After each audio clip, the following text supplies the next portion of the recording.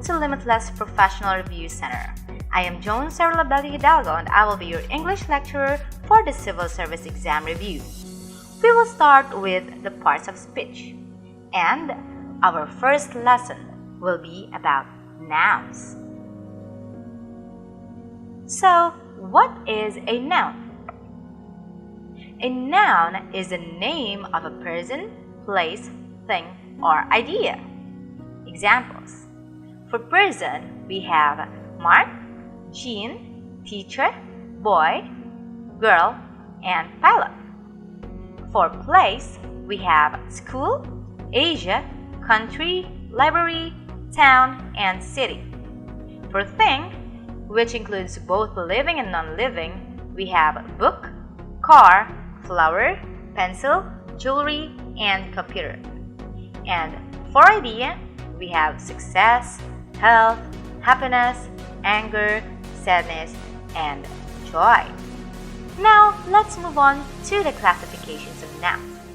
There are two main types of nouns, which are the proper noun and the common noun.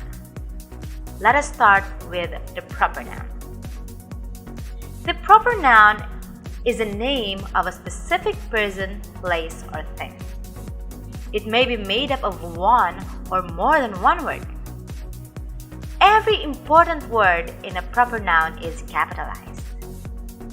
Examples: South Korea, McDonald's, Facebook, The Avengers, Robinsons, and Johnny Depp.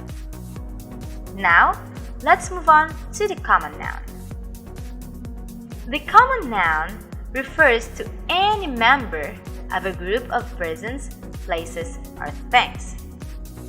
It is only capitalized when used at the beginning of a sentence. Examples: we have woman, city, book. Now let us compare common nouns and proper nouns. City is an example of a common noun, while New York City is an example of a proper noun. River is another example of a common noun, while Amazon River is a proper noun. Basketball player is another common noun, while Kobe Bryant is another proper noun. Another common noun we have here is novel. And a good neighborhood is a proper noun. Coffee shop is also a common noun, and Starbucks is a proper noun. Well, I hope these examples have been helpful. Let's have a short exercise. Determine if the highlighted word or words in the sentence is a common or proper noun. Elizabeth is the top student of the class. What kind of noun is Elizabeth? Yes, Elizabeth is a proper noun. I want to visit my old school. School is a common noun. Books are my passion. This is a common noun. I graduated from St. Paul's College. St. Paul's College is a proper noun. Good job. Nouns are also grouped according to the kind of thing they name. They can either be concrete nouns or abstract nouns. Let us take a look at the concrete noun. Concrete noun is a person, place, or thing that we can experience with our five senses, such as taste, touch, sight, hearing, or smell. It can be either a proper or common noun. Examples: we have table, perfume, song, and spaghetti. All of these are perceivable by our senses. Let's take a look at abstract noun. So an abstract noun names an idea, quality, feeling, theory, or condition. It cannot be perceived by any of the five senses. Examples: we have love, hate, poverty, and excellence. Okay, let's have another short quiz. Determine if the highlighted word or words in the sentence is an abstract or concrete noun. Let's start. The teachers admire her initiative. Yes, initiative is an abstract noun. How about this one? My sister's dollhouse is beautiful. A dollhouse is a concrete noun. His admiration for Jenny grows every day. Admiration is an abstract noun. And the boy played the guitar well. Guitar is a concrete noun. Alright, let's move on to the other types of nouns. We have count noun, non-count or mass noun, collective noun, and compound noun. Let's go to count noun. A count noun is a word that refers to things that can be counted. It may be made up of one or more than one word. It can be made plural mostly by the addition of s to the words. We have here some examples.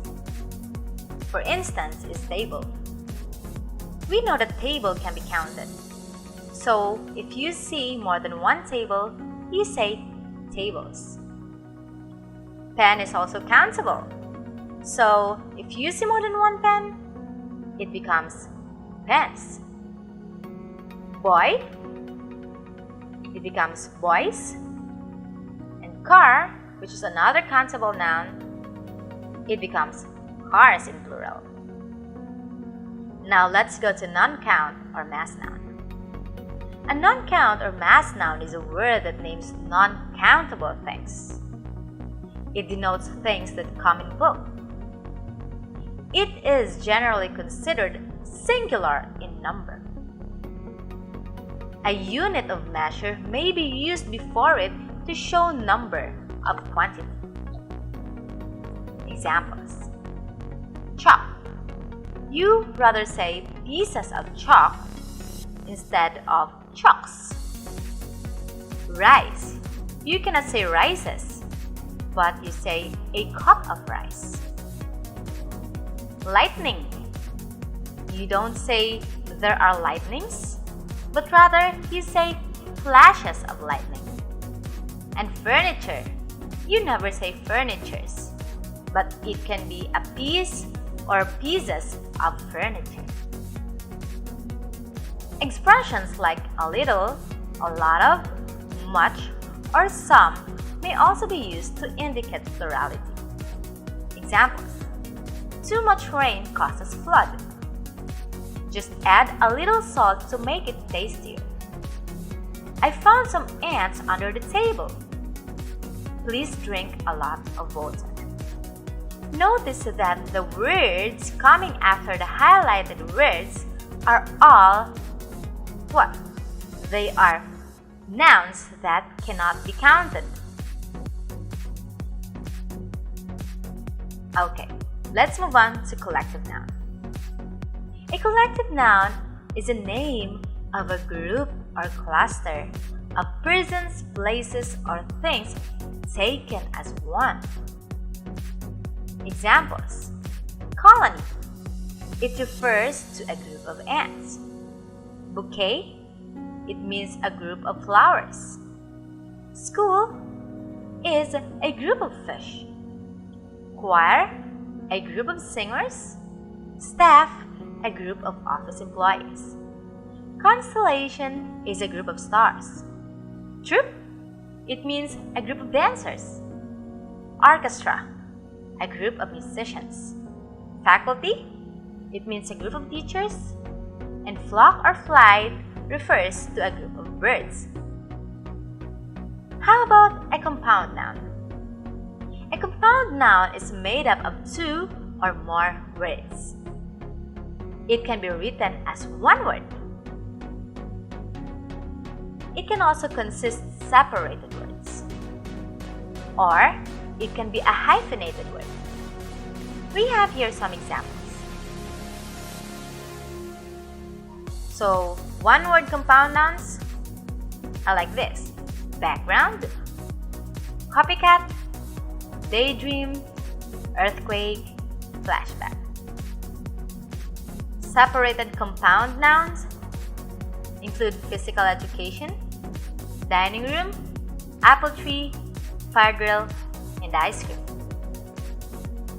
Here are some hyphenated compound nouns: daughter-in-law, self-esteem, merry-go-round, 3-year-old, birds of prey. Now let's have another exercise. Determine if the highlighted word or words in the sentence is a count, non-count, collective, or compound noun. Let's start. The editor-in-chief called for a staff meeting. So, an editor-in-chief is? Yes, a compound noun, a hyphenated one to be exact. Please get me a glass of water. Water is a non-count noun, correct. I wanted to buy a pillow for her. Pillow is a count noun. The herd of cows is grazing in the meadow. Herd is a collective noun for cows. Now, we have to understand that nouns could be singular or plural. The difference between singular and plural nouns is easy to spot. When a noun indicates only one, it is a singular noun. But when a noun indicates more than one, it is plural. We have here some rules on how you can pluralize singular nouns. Normally, you just add the suffix s to the noun. For example, tree becomes trees, clock, clocks, and belt, belts. If the word ends with double s, x, ch, or sh, you just add the suffix es. Examples are dress, which becomes dresses, cox, which becomes coxes, church, churches, and sash, sashes. Let's go to another rule. If the word ends with y, which is preceded by a consonant, change y to I and add es. Berry, for example, becomes berries. Ferry, ferries. Duty, duties. For words that end with y but are preceded by a vowel, simply add s without other changes, like tray, trays, donkey, donkeys, boy, boys. For words that end with vowel plus o, add s, like video becomes videos, kangaroo becomes kangaroos, zoo, zoos. If it's consonant plus o, add es, like potato, potatoes, tomato, tomatoes, hero, heroes, echo, echoes. But we have some exceptions to this rule. Take a look at these words: pianos, photos, kilos, and studios. Another rule we have here is that for words that end in fe or f, change fe or f with a v and add es. Examples: calf, it becomes calves. Loaf, loaves. Thief, thieves. Knife, knives. We have some examples of exceptions here as well, like roofs, leaves, gulfs, and reefs. For words that end in double F or double F and E, simply add S, like cuff, cuffs, puff, puffs, giraffe, giraffes, dandruff, dandruffs. We also have some irregular plural nouns. So these are the nouns that do not follow those rules that we have just talked about. So these are words that do not follow rules or patterns in making plurals, like these words: child, children, mouse, mice, person, people, tooth, teeth, oasis, oasis, goose, geese, woman, women, apex, apexes, erratum, errata, and ox, oxen. However, there are words that stay the same as their singular forms. Take a look at these examples. Observe how these words have the same singular and plural forms. Alright, so now let's have a short exercise to help you remember these rules. Now choose the correct plural form in each sentence. Number 1. The old mans are enjoying the air supplies concert. What do you think is the answer? Yes, it is men. The old men are enjoying the air supplies concert. Next. All the major cities were affected by the epidemic. Which do you think is the correct spelling? It is cities with the IES. All the major cities were affected by the epidemic. She has the most beautiful eye or eyes. Yes, it is eyes. She has the most beautiful eyes. The wives love dancing with their husbands. It is wives. The wives love dancing with their husbands. Which among these knives is the cheapest? Correct, it is knives. Which among these knives is the cheapest? The deer are majestic animals. It is deer. The deer are majestic animals. The children like cherry candies. Which is the plural form? It would be candies. So the children like cherry candies. My feet hurt. Which is the answer? Yes, it is feet. My feet hurt.